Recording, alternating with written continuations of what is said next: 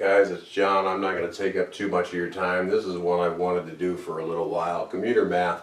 I'm just going to use my commute. I know there are people with longer ones, and I know there are people with shorter ones. So my commute was 1 hour. I've commuted from here to Pines and Trent, and of course back home every night for a total of 2 hours. Every single day. Listen, this is time I would like to have back. 2 hours. And my family is a movie with the wife and kids. There's a lot you could do with 2 hours. You could do some reading, some studying. You could do some yard work, spring cleaning this time of year, right? But 2 hours a day. We'll just use 5 days a week. That's going to be fairly common.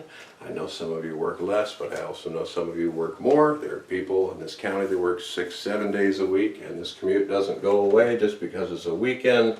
That is going to be 10 hours per week. That's just 1 week.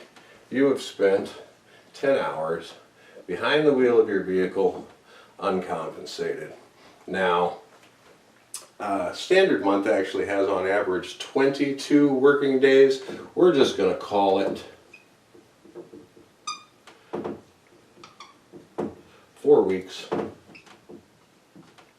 per year. Because we end up with this number here. And we like this number here because 40 hours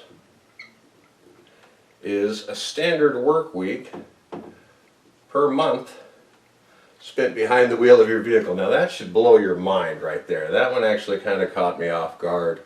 For every month you're working with a 1 hour commute, you are spending the equivalent of an entire work week behind the wheel of your vehicle, uncompensated, just because we don't have jobs that pay as well as Spokane right here in this county, which I don't think we have to settle for. But let's go ahead and take this out. If it's 40 hours per month. Let's just call this, I'm going to call it 1 week. Keep in mind, it's not an actual week, it's the work week. We're talking about the hours, the 8-hour days. 1 week per month, of course, is 12 weeks per year. Okay? That is one, or let's say this, or 1 full quarter worth of work weeks per year spent behind the wheel of your vehicle. So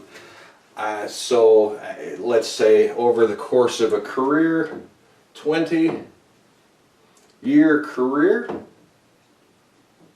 divided by this quarter gets you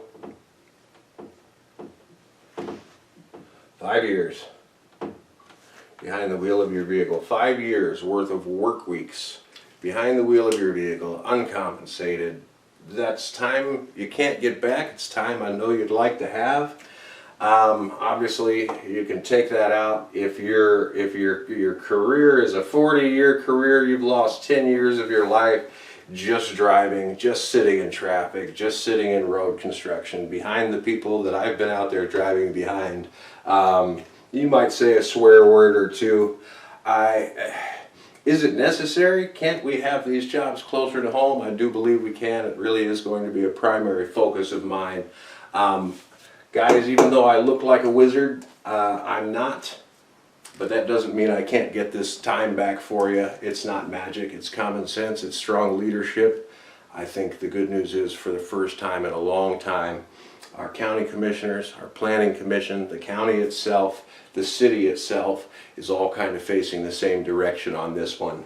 I think it's important, this election, that you study, you learn what your commissioners are about, you make a good choice. I don't think you can afford to have a single issue push button environmental activist in there working against the other two commissioners for the entire next 4 years. So take some time, leave some comments in there. Maybe my math is bad. I don't have to do any homeschooling this week, so I am a little rusty.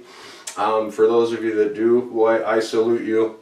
And then leave some comments back there. I'd maybe like to see somebody turn this into emissions.